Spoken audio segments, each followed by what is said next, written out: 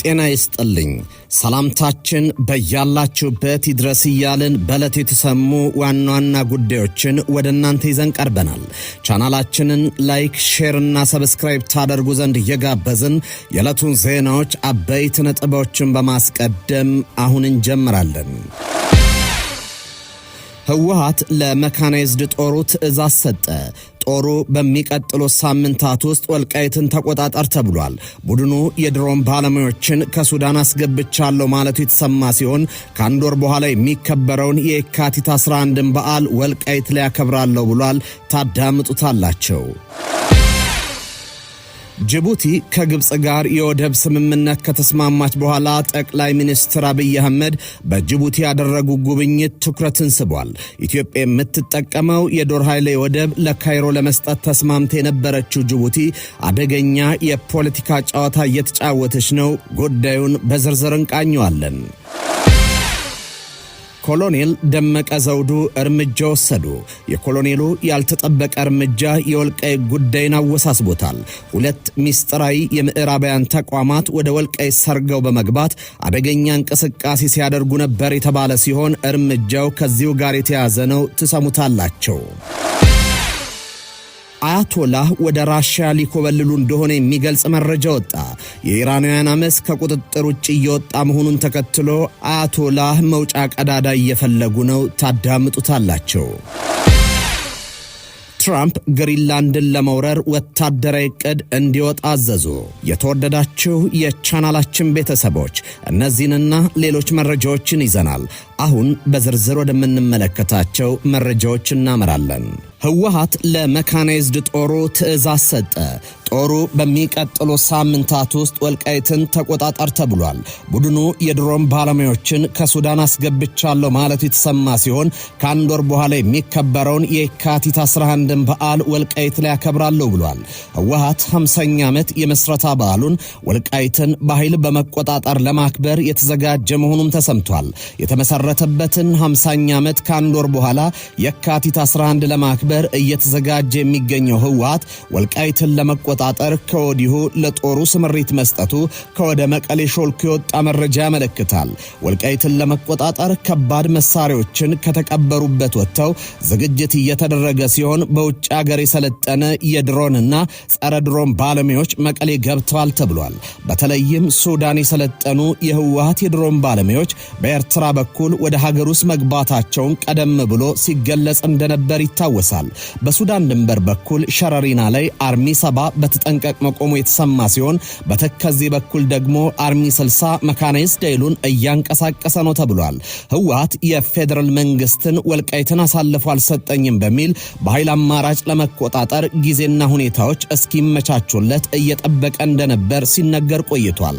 በአሁኑ ወቅት ከፌደራል መንግስት ጋር ያለውን ግንኙነት አቋርጦ በሱዳንና ኤርትራ በኩል ከውጭ ኃይሎች ጋር ግንኙነት ጀምሯል። በተለይም ከሻቢያና ጀነራል አልቡርሃን ሰዎች ጋር በፈጠረው ግንኙነት የጦር መሳሪያ ያስገባ መሆኑን እንደ ጀነራል ጻድቃን ገብረትንሳኤ ያሉ ወታደራዊ መረጃ አዋቂዎች ተናግረዋል። ህወሓት ወልቃይትን በኃይል ለመቆጣጠር ከሻቢያና ከፋኖ ጋር ማሳለጥ ለሚፈልገው ጥምረት እንቅፋት እንደሚሆንበት ሲነገር ነበር።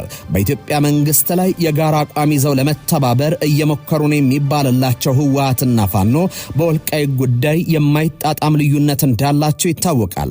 ምንም እንኳን ህወሓት ወልቃይትን የመቆጣጠር ፍላጎቱ የጸና ቢሆንም በአንድ በኩል ከፋኖ ታጣቂዎች በኩል ከፌደራል መንግስትና ከተከዜ ዘብ ተመሳሳይ ምላሽ ይጠብቋል።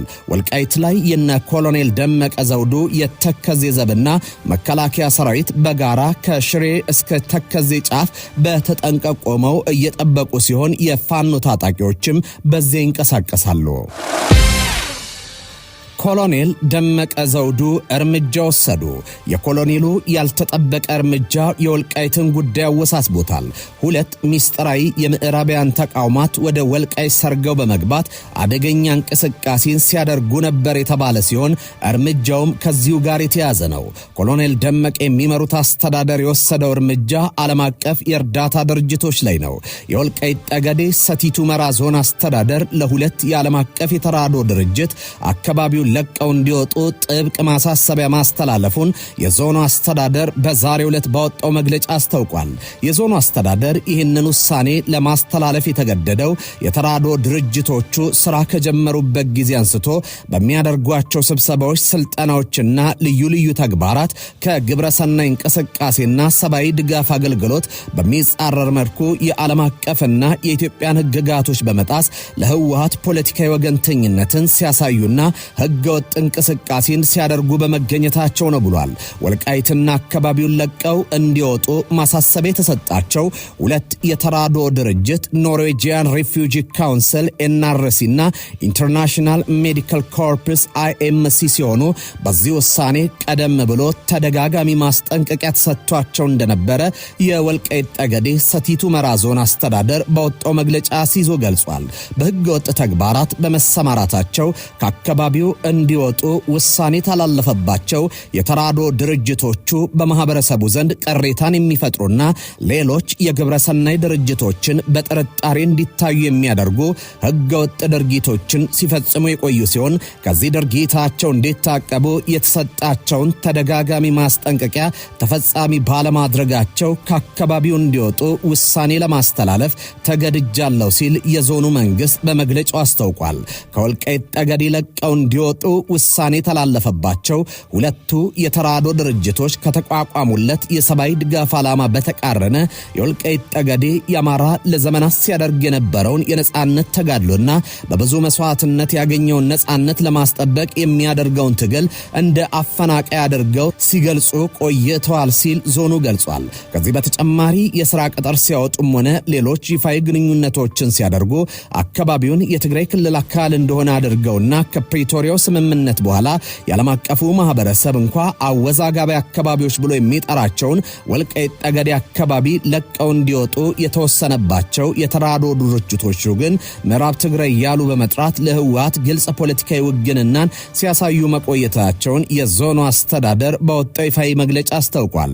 የወልቃይት ጠገዴ ሰቲት ሁመራ ዞን አስተዳደር በህገወጥ ተግባራት ላይ ተሰማርተው ለተገኙት ለሁለቱ ዓለም አቀፍ ተራድኦ ድርጅቶች አካባቢውን በአስቸኳይ ለቀው እንዲወጡ ማሳሰቢያ የሰጠ ሲሆን ህግን አክብረው ለተቋቋሙለት የሰብአዊ ድጋፍና ግብረሰናይ አገልግሎት ለመስጠት በአካባቢው ከተሰማሩ ሌሎች ሀገር በቀል ሆኑ ዓለም አቀፍ የተራድኦ ድርጅቶች ጋር በትብብር ለመስራት ቁርጠኛ መሆኑን በመግለጫው አክሏል።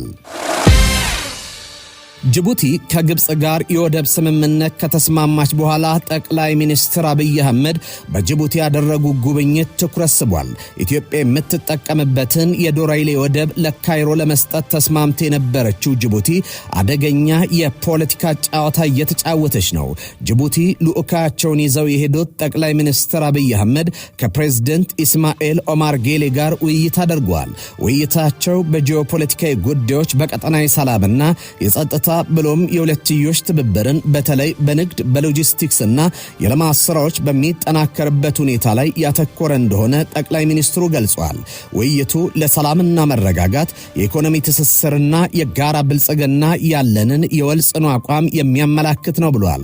ጠቅላይ ሚኒስትር አብይ አህመድ ከልዑካቸው ጋር በመሆን በዶራሌ ወደብ ጉብኝት አድርጓል። ጠቅላይ ሚኒስትሩ ወደ ጅቡቲ ይዟቸው የሄዱት ልዑክ ውስጥ የገንዘብ ሚኒስትሩ አቶ አህመድ ሽዴ፣ የትራንስፖርትና ሎጂስቲክስ ሚኒስትር ዶክተር አለሙ ስሜ፣ የብሔራዊ መረጃና ደህንነት አገልግሎት ዋና ዳይሬክተር አምባሳደር ሬድዋን ሁሴን፣ የምስራቅ አፍሪካ ጉዳዮች አማካሪያቸው አቶ ጌታቸው ረዳ፣ የኢትዮ ጅቡቲ ባቡር ዋና ስራ አስፈጻሚ ኢንጂነር ታከለ ኡማ ይገኙበታል። ይህ የጠቅላይ ሚኒስትር አብይ አህመድ የጅቡቲ ጉብኝት ኢትዮጵያ በአፍሪካ ቀንድ የጀመረችውን የኢኮኖሚ የጂኦፖለቲካ የበላይነት የማረጋገጥ ጉዞ አንድ ትልቅ እርምጃ ነው ተብሎለታል። ኢትዮጵያ የወደብ አማራጮችን ለማስፋት የምታደርገው ጥረትም ማለትም ከሶማሌላንድ የተደረገው የመግባቢያ ስምምነት በጅቡቲ ላይ ስጋት ፈጥሮ እንደነበር ይታወቃል። የአሁኑ ጉብኝትም ኢትዮጵያ አዳዲስ አማራጮችን ብትፈልግ ጅቡቲ አሁንም ስልታዊና ወንድማማቻዊ አጋር በመሆንና መተማመን ላይ በመገንባት የተረጋገጠ መሆኑን አሳይቷል።